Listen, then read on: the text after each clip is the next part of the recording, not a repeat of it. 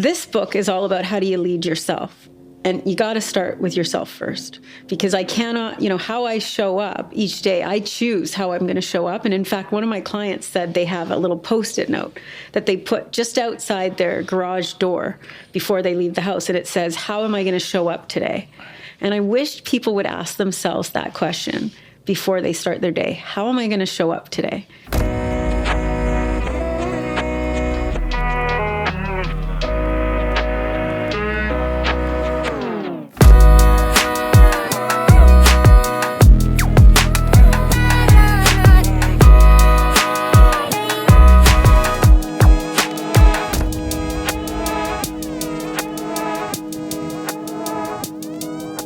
The final episode. We've made it, Carolyn. We're ready to dive in to a topic I think you mentioned initially, that your idea was to write a book more for the workplace, but you realized that we needed to start within. Can you talk a little bit about where you were going to start with that book? Yeah, actually, I wrote... This was book number 2, but I realized it was actually book number 1. I do have book number 2 half written, because halfway through writing this book, I realized I was writing the wrong book. So the second book is going to be about how do you lead teams.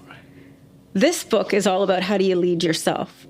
And you got to start with yourself first, because I cannot, how I show up each day, I choose how I'm going to show up. And in fact, one of my clients said they have a little Post-it note that they put just outside their garage door before they leave the house. And it says, how am I going to show up today? And I wished people would ask themselves that question before they start their day. How am I going to show up today? Because how you show up impacts the people you lead. First, let's start with the idea of finding work, the idea that you're going to choose a lane. We ask this question perhaps too early, and then we don't ask it again. We ask it in grades 7, 8, 9, 10. And then after that, it's kind of like you've chosen your gear and you're kind of stuck in this lane. When people are developing an understanding of themselves, how should they think about where they want to work and what workplace matches up with their type of approach, their type of mindset? It's actually a process that I've started doing in my leadership class at the university, which is what problems do you like to solve? Rather than what role do you want to play? Because right now, let's be honest, the jobs that exist today are not going to be the jobs that exist tomorrow. AI is going to take over all of those jobs. And I don't know, so as a professor, I have no idea what your future jobs are going to be like. All I can do is teach you, in my classes, social skills, emotional intelligence skills, those are the things that I know will not change unless we don't work with people anymore. But I think the key really is trying to figure out what problems you like to solve, and then that kind of be your path.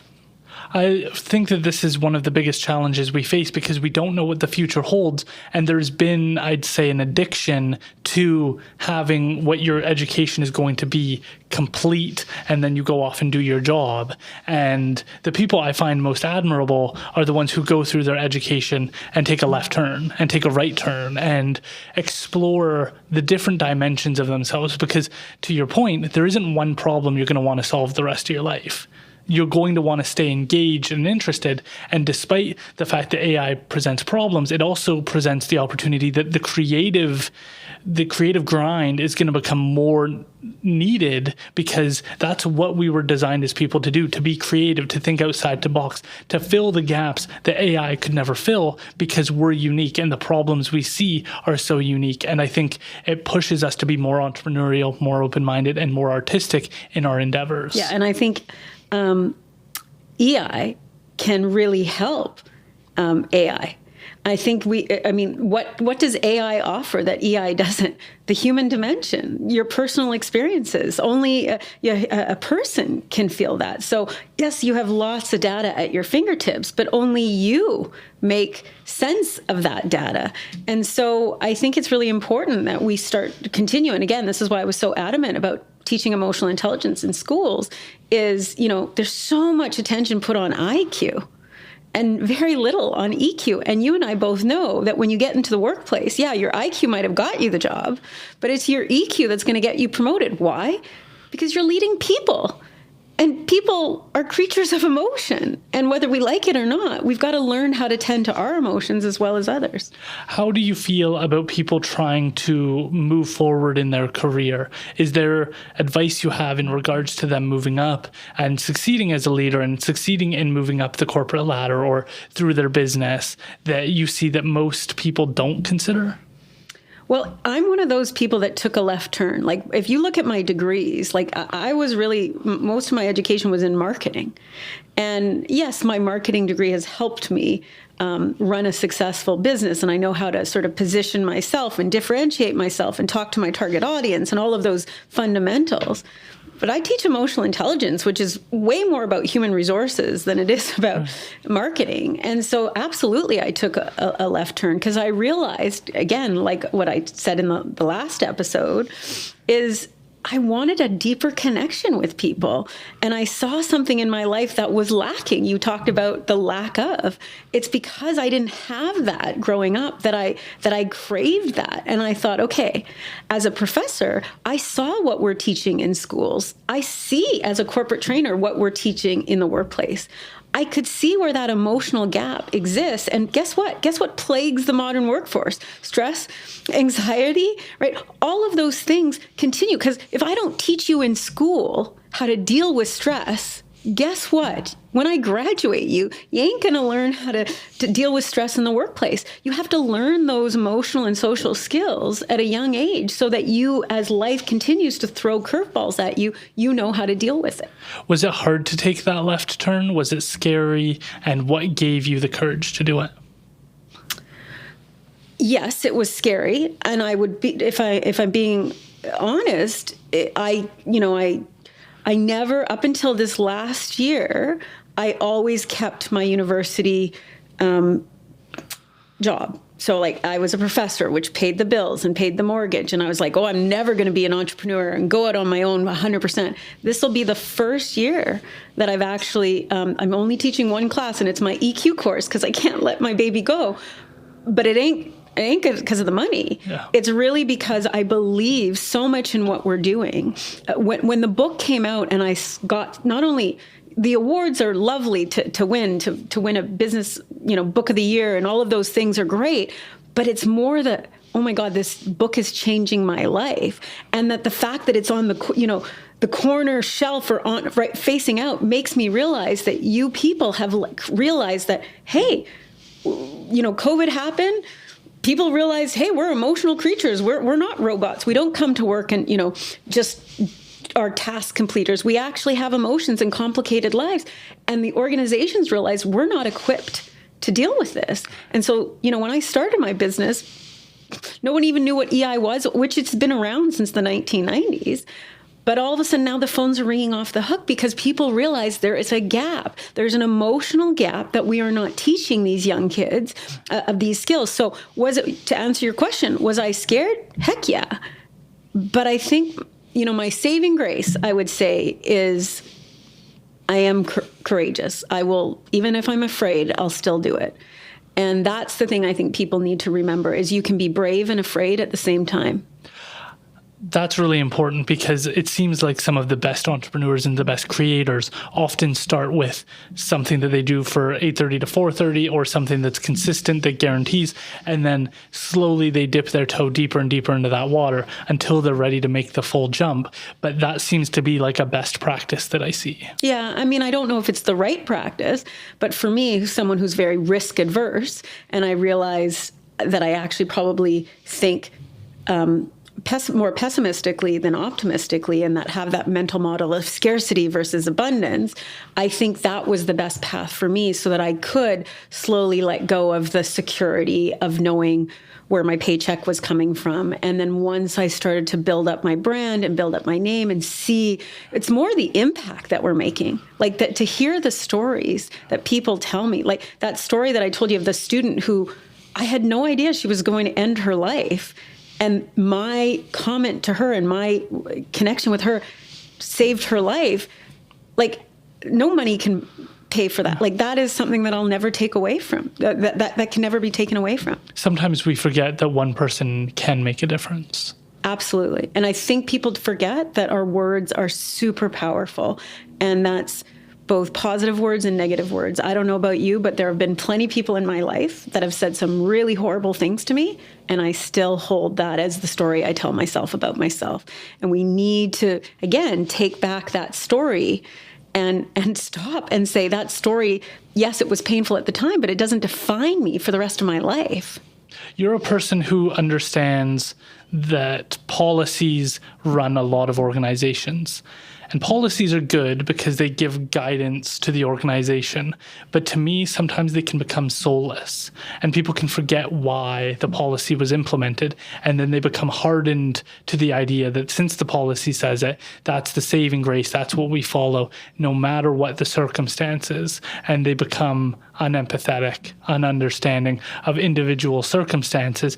And then I would say the meaning behind the words gets lost over time, and we become just rats in a race. Is this something you see often where policies impact individuals or rules impact individuals? Is that a primary impact, or is it the boss bringing life to those words that's challenged? I think it's a combination. I think that people hide behind that. I think people say, well, this is the way we've always done it, so I'm just going to follow along. There's no critical thinking. There's no like, hey, this circumstance is different, so I can change the policy, or the policy doesn't stand firm on this. I think, the problem with organizations is there's hierarchy and there's fear, like, oh, I got to abide by the policies, but which I get, but at the same time, are you abiding or are you complying because that's what you were told to do, or are you committed? I think that commitment, again, goes back to the heart. This is what I want people committed to, and this is why in the book I talk about what's your commitment to this. Like a lot of these coaching models, as I teach coaching in the university, I found all of these models that I was teaching my students how to coach each other were all great, but they were missing that, okay, you said you're going to do this. Well, how committed are you? On a scale of 1 to 10, how committed are you? Okay, you're about a 7. What can I do to make you an 8? Or you're an 8? Why aren't you a 7? To find out what's that drive that's going to, because and I know that the only thing that's going to make your feet move ahead each day, and it's you've got to be motivated to move yourself forward. And life's hard. You're going to bumps around the road. And how are you going to keep getting up? You talked about UFC, and right? It's not how much, what is it? Sylvester Stallone says it's not about how hard you hit, but how many times you get hit and keep getting up. Yeah. It's that same kind of concept. Life's going to throw you curveballs. How are you going to deal with it? Do you think that we encourage this sufficiently within the workplace, that when you face adversity, when you have a problem that's really difficult to solve, that there's going to be some sort of reward at the end? I think of for entrepreneurs, often it's the long-term payoff, that one day my business is going to be big. One day I'm going to sell this amount of books. One day I'm going to sell this piece of artwork. There's a payoff. And the challenge with traditional workplaces is that there isn't a clear payoff. If you make a certain amount of calls, if you do a certain amount of work, if you do in overtime, we've taken away a lot of incentives. When I hear about people saying there's no overtime available at my workplace, then there's no incentive to put in more hours and put in more effort. It seems like we've leveled the playing field to such a degree that there isn't incentives for people to want to go the extra mile the way we might have incentivized them previously. And the only outlier that I can think of is often waiting staff, people who are serving. They're the only ones with tips that encourage them to do a good job in an external way. Yeah. But why do you think we're trying to level the playing field? Personally, I think it's because greatness can be really intimidating and jealousy is commonplace. So from my perspective, it's easier to level the playing field so the worst worker doesn't feel so bad than to risk having someone blow everyone else out of the water and put in so much work. One of my past guests, Roy Ratnaval, escaped prison in Sri Lanka, and he talks about how he was willing to grind and do so many hours, and he differentiated himself and built good relationships with the bosses, so he was able to climb. But in a lot of government workplaces and a lot of spaces, going the extra mile is not incentivized because it makes others feel bad about themselves rather than encouraging them to say, hey, you could be that if you tried harder. Yeah, absolutely. I think that's true. I think it talks about intrinsic versus extrinsic motivation. What is your motivator? What is motivating you to do that extra work? I think that's where you need to start thinking about, what is really driving me to work harder? Is it the fancier car or, the promotion? I think you've got to figure out, or do I just want to be known as someone who gives good customer service? The other question I have is about unique leaders. You're a person who understands leadership, so you may have heard that Elon Musk is an individual who slept in the place he was building cars and worked out of there, and that inspired his team to know that he was putting in an incredible amount of work. Steve Jobs has a similar story of never believing perfection was good enough and that what he'd created was sufficient. And so are these people outdated now? Were they on the wrong path? Is this a unique leadership style that's rare? How do you think about what they've done? I think what they've done is incredible because, again, it's the dedication. You are going to get a lot of no's in your life. And I think, again, as I said about what my definition of leadership was all about, is it's about going first. It's about not knowing what the outcome's going to be and keep getting up no matter how many times you get hit. And I think it's about perseverance, it's about persistence, it's about dedication, it's about devotion, it's about never giving up, even if you feel like I listened to, I'll never forget, I saw an Olympian share his story, and he said, to shave 1/10 of a time off your time, he was a swimmer, to shave like 1/10 of a second off your time, it takes years. But he would do it every day. That kind of dedication, that's the kind of person I want to be. I want to be the person that's going to die on that treadmill. What's the biggest problem you see in workplaces when you present, when you meet with people? What's that challenge that's so common? About emotional intelligence in general? Yeah, their biggest gap. They still think emotions should be left at home and that they shouldn't talk about them it's unprofessional. What I say in my book is having emotions is not unprofessional. Being emotional is unprofessional. So if I let my anger get the best of me and I yell and swear at you at work, that's unprofessional. But I can still be angry and not let it take over my life. And I think these organizations that feel like, shove it down, push it under the rug, pretend it doesn't exist. I better not talk to you about your emotions because I don't want to open Pandora's box and find out what's lurking inside. I think that's the issue that we have. And so I think if people stop being so friggin' afraid of feelings, as I said, feelings are not good or bad, right or wrong. They're just an emotional reaction. So just let us have our feelings. If I'm going to cry, let me cry. If I'm going to laugh, let me laugh. It doesn't mean good, bad, right, wrong. Can you expand on the comment you made earlier about how IQ might get you the job, but EQ will allow you to climb the corporate ladder or the organizational ladder? I think a lot of times it goes back to that iceberg analogy that I talked about. If you were to go on my LinkedIn profile, you'd see all my credentials, all the degrees I have. And yeah, maybe that got me, I have a degree in education. Oh, you should be a teacher. And maybe that got me my first gig. By the way, no one once asked me what my GPA was. I find it so funny about students because you're so worried about your GPA. And I am a teacher. I could have gotten D's. But no one once asked me for my transcripts. So I don't know why we're so hung up on the grade. But I think, we look at our credentials and that's sort of, you've got the experience, you've done your time in university, you've spent the time studying this craft, great. But as soon as you get into, and so that'll get your foot in the door maybe.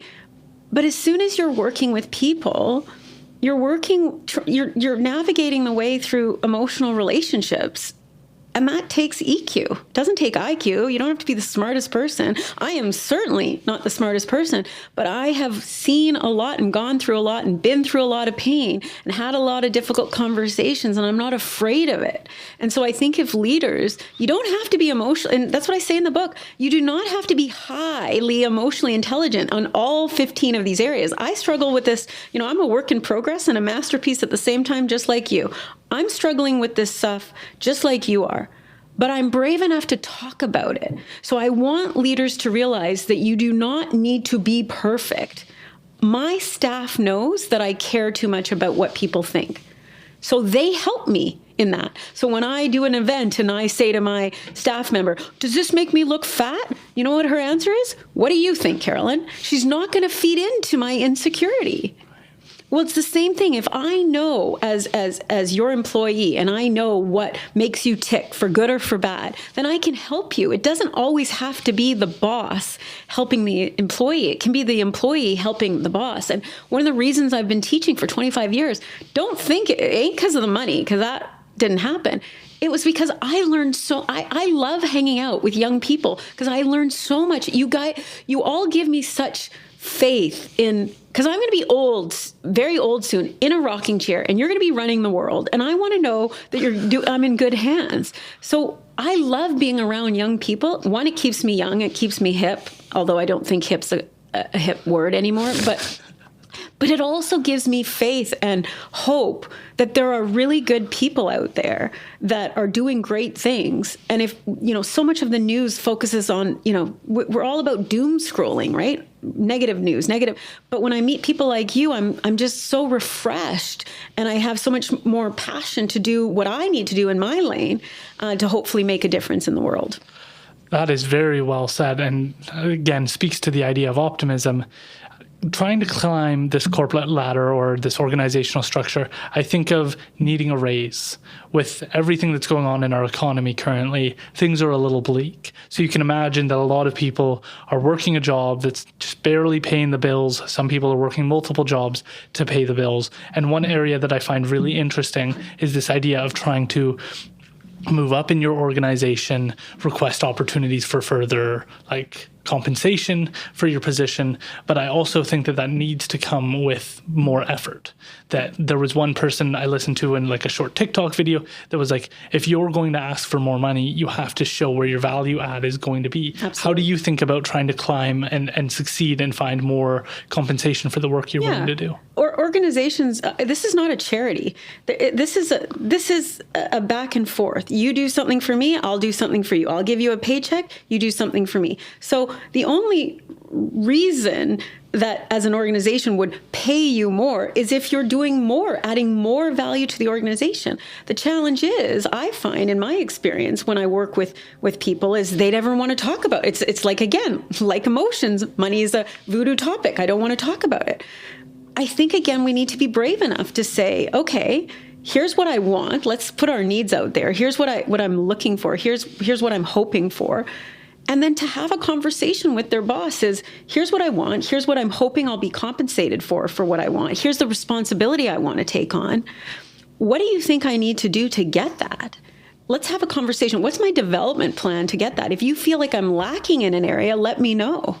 If you feel like I have all those areas, then let's talk about why I don't have what I feel like I'm. My mother always taught me, she's taught me a lot of wonderful things, but she always said, you pay someone what they think they're worth, and they will be.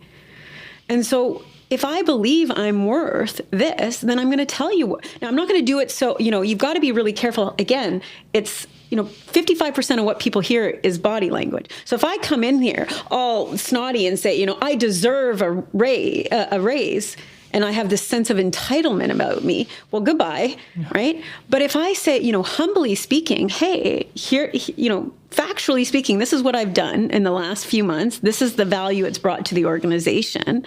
I really want to get more responsibility. I really want the new title position. I really want a raise. Then you're taking the emotion out of it, and you're just saying, here's the facts. Also, look at, online, see, what are people in my field making? How do I measure up? And then ultimately, if you feel like you're worth something more, then go out and get it. Ask for it. You're already at a no if you don't ask. So be assertive, assert yourself, and ask. I love that you're at a no if you don't ask, because there's something interesting about people that we view where we are as safe, despite the fact that it isn't. Like, I think about how inflation is going to impact people over time. $15 an hour is not going to be sustainable in 6 months when inflation increases and all the costs at the store go up. It feels like, well, I'll just stay at this job because it's safe. But oftentimes it can be a barrier to your comfort. It's not just staying there is going to be okay, especially when the value of your money is decreasing over time. And I don't think we always give credence to the idea that if you stay at a no, if you don't pursue these things, you're at a vulnerable position and you can't stay there. But I'm curious, you must deal with this sometimes where organizations just operate based on seniority. And there's something missing about that as well, because it's not about who's willing to work the hardest and put in the best effort. It's about who's been with the organization the longest. Yeah. And I see this. The three reasons why people get promoted the most is you've been with the organization long enough, so we promote you. You know the person in power, or you've got the technical skills. It's never because they have the emotional intelligence skills. And I think the problem is when we promote people due to seniority, what we're doing is exactly what you said. We're not those people like you that are willing to work hard get demotivated. Well, why should I work? Because I'm the low man on the totem pole. This is, I hate to say this because I'm part of a union. This is why I hate unions, because I think it protects the people that don't want to work that hard. I think one of the reasons why I've been successful in my company is I work people always say to me, oh, your book, you're a first-time author. How come you've had an overnight success? 25 years of doing this. 18 hours a day, not having, as I said to you in the last episode, my family is my job. My baby is my job. So I've sacrificed a lot. And I love that people just want to hear the success story of the overnight success. It hasn't been overnight. It's 25 years of me working 18 hours a day, 7 days a week. And I'm prepared to continue to do it. Why? Because it doesn't feel like work. It's my passion. I know how this changed my life. I know it can change yours if you're brave enough to do the work. It's a really interesting point you make about unions, because in the early stages, they seem like they can help kind of level the playing field and make sure that people are compensated fairly. But over 20 years, 30 years, that fight, that gusto that they had when they first formed is no longer there. And then you're paying $200, $300 a month in union dues to an organization that you never interact with, that doesn't help, and that doesn't push you to be better, that basically just protects you from a sense of accountability. Yeah, and also, or losing your job. Yeah. And so absolutely, I'm like I said, I'm not a big fan. I think hard work begets hard work. Yes, and meritocracy, it sounds like you also believe in. Yeah. Yeah. Can we also talk about, with this idea of inflation, it's at an all-time high since 2001. We're seeing it impact grocery stores. Money is a topic that is incredibly heavy for people, as we've already kind of discussed, this feeling that it's an uncomfortable topic. The reference case I'd like to use is like a family that loves their children but can't afford Christmas gifts or the gift that she really wants, and having that conversation even with your spouse and saying, we just don't have it in the budget, or it's very unrealistic to try and afford this $300 thing or this $600 Xbox or whatever it is, that's outside of the line of sight. How do people have these types of conversations where there's a no-win situation in a healthy way? I think ultimately speaking what's real.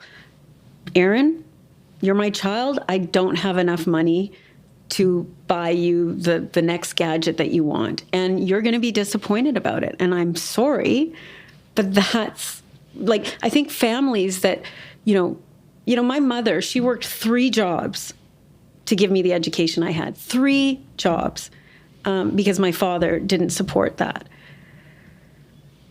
He had wanted nothing to do with it. And so I this is why it's payback time. Now she's living with me and I'm taking care of her for the rest of her life, because her sacrifice to put her life, my life before hers, is one of the reasons why I am who I am. It's one of the reasons why I got into emotional intelligence. I think parents need to stop, trying to, do more than they should, overcompensate and like, oh, let's just buy him this so he'll shut up, or I don't want him crying. Let the kid feel sad that they're not going to get the present that they want. People need to learn about disappointment. They need to learn about, is it going to be an uncomfortable conversation? Absolutely. Do you want to say the conversation? Probably not, because you want to be the hero.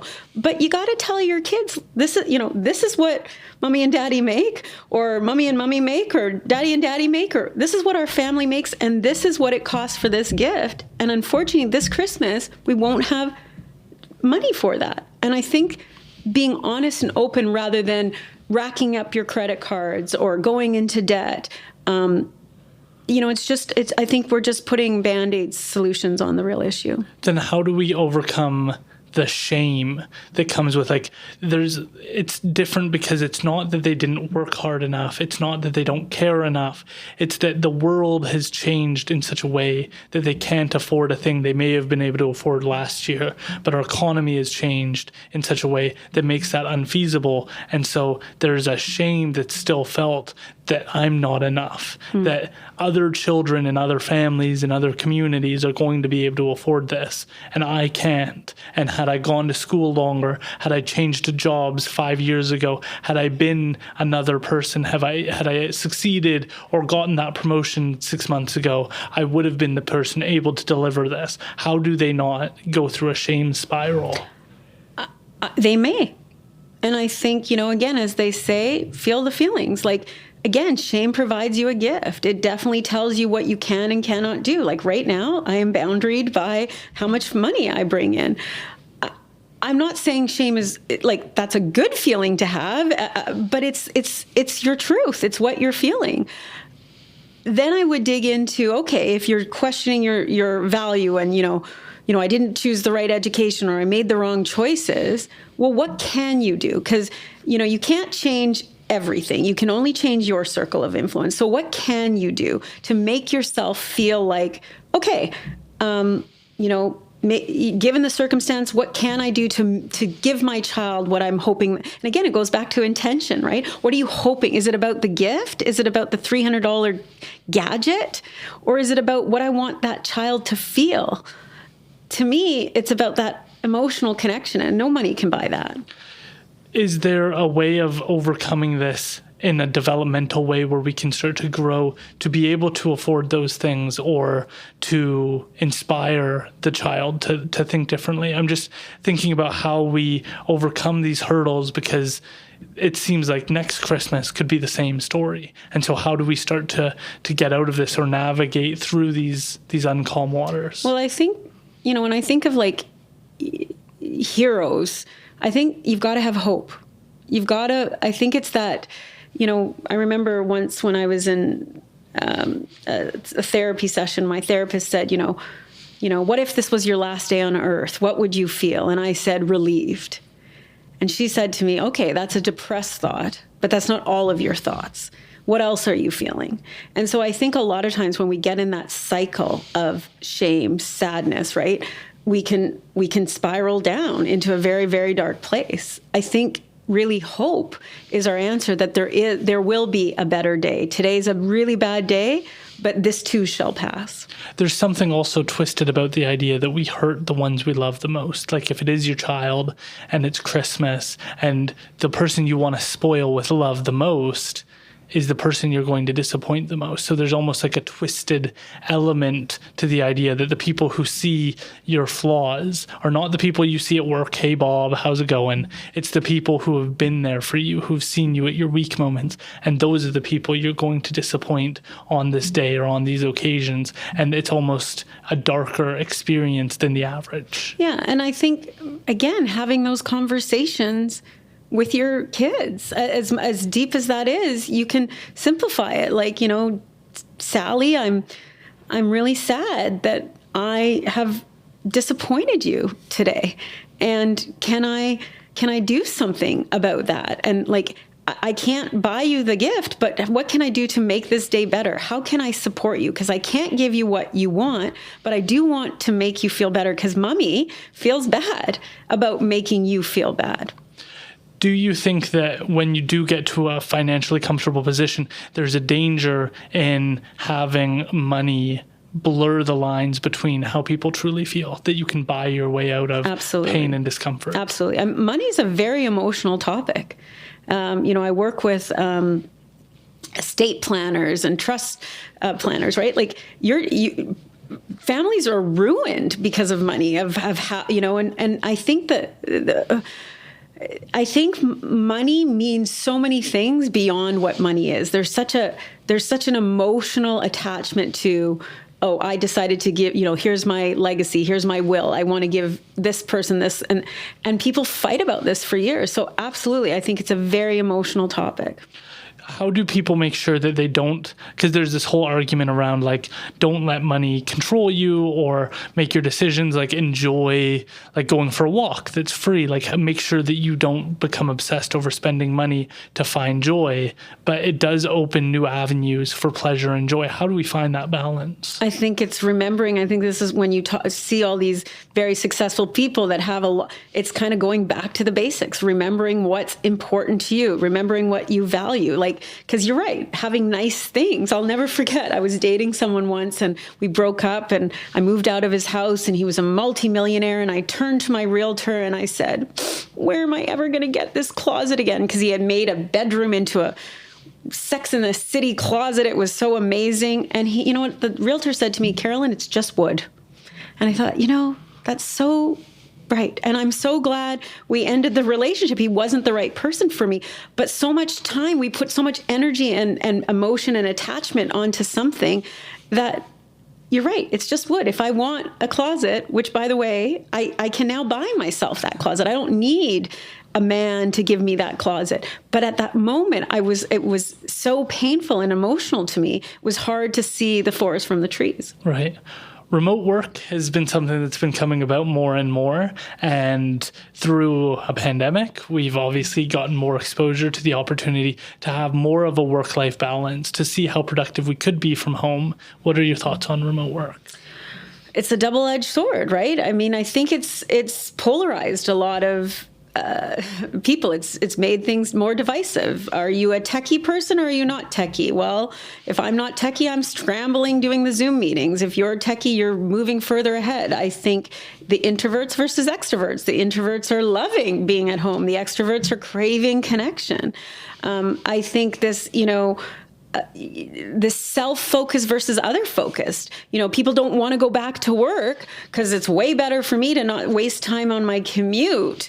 But if I don't go back to work, then the buses stop running, the world stops working, I got to go back to work so that the economy continues, right? So we've got to, I think what the remote work has done it really has made a bigger divide in what was already a pretty divisive community. But what remote work has done for people is there's been a lot of loneliness. There's been a lot of isolation. But the positive is, it's been better work-life balance. I can, I don't waste my time on the commute going to work every day. It's been challenging. Like now, how do I collaborate with you if I'm no longer in the boardroom and we can't, feed off each other's energy? I think people are making these Zoom meetings be too much of a barrier. Because as much as, obviously, I encourage people to put their cameras on because, again, 55% of what people hear is body language, and you need to read people and read the room and hear their tone of voice and hear their words. But I think people are using it as excuse, I can't connect with you as much because you're now on a Zoom call. I actually think the opposite. I feel when you're at home and I'm at home, I now get to see a little piece of your world. You're now at home in your comfort of your environment. I think for some, in particular, when I teach, for some students, it's been much more comfortable to do a presentation on Zoom because they're in the comfort of their own home and then in their surroundings. And it's 35 little faces looking at them, but they don't have all those eyes directly, and they can feel sort of the chair that they're sitting on or in their own home. But I think a lot of people, in particular, a lot of organizations are using it as, oh, well, we can't connect because we're not in the same office. And I actually think there could be a deeper connection if we started having those deeper conversations. Final question of this amazing series. What do you hope people will take away from your book if they read it? That emotions are not the enemy. You do not need to be afraid of your feelings. They come and go. They hurt like hell. They're really personal and they're incredibly painful, but they're transient and subjective. And we need to stop being so afraid of them. But we do need the tools on how to manage them, how to express them, how to label them, how to understand them, how to recognize them. And that is why I wrote the book, is to give people a roadmap of what is my emotional makeup, how is that helping and hurting me. Any final reflections after the series? What have you taken away from this? Well, I've learned so much about you and I have so many more questions that, like, I would love to come back. I've loved doing this. Like I said, I reached out to you because I just saw such talent. I think people can say a lot about me. The one gift I think I have is I can see talent when I is in front of me. And I've done a lot of podcasts, a lot of interviews, a lot of television interviews. You certainly stood out. So I hope, I wish you nothing but the best. I hope we stay in touch and we'll stay connected. But you've refreshed me to remember that there are really good people out there, really wonderful people that when I'm in that wheelchair and rocking on in that chair, there's some really good people taking care of this planet. Well, I can't thank you enough for reaching out, for proposing this.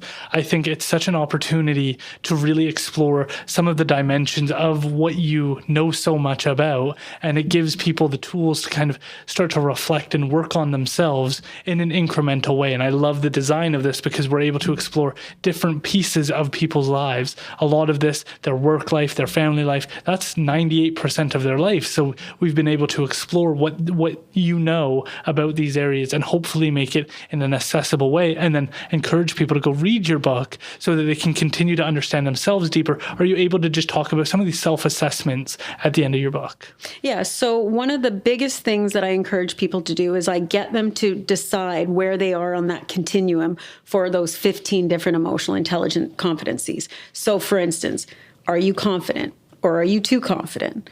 Are you fulfilled or are you not fulfilled at all? Are you aware of your emotions? Or are you completely oblivious to them? Can you express yourself constructively? Or do you yell and swear when you have something to say? All of those questions I take the reader through to figure out where their emotional makeup is. And what I do want to say to you, which you said, I think, in a previous episode, whatever it is, it's a starting point. It's a baseline. No matter where your levels are, it's just where you are today. But what the goal of the book is where do you want to go? What does that ideal, the best self, myself, look like in the future? And I'm living proof of that. The byproduct of emotional intelligence is you are going to be happier. And I went from suicidal to I've never been happier. Is my life perfect? Absolutely not. But I am content, and I know I can handle whatever life throws my way. And that's becoming really emotionally resilient to life's curveballs. Well, I can't thank you enough. I think part of the beauty of this miniseries is how raw you were, how honest you were about the experiences you've had. I think that makes it relatable for people to know that they're not alone when they're dealing with some of these challenges. You're not a guru who's never faced any of these problems before. You understand this from a first-person perspective. You understand what it's like to face these problems. And so you're able to bring the real practical information on how to overcome them. And I think that's so valuable for people. So I encourage everyone to go grab the book, go check it out, do these self-assessments, because we as a society are better off when individuals reach their full potential, whether that be emotionally, intellectually, or in a community spirit kind of way. We're lucky and we're enriched by when people take these steps in their own lives. Yeah, absolutely. 100% agree. Thank you.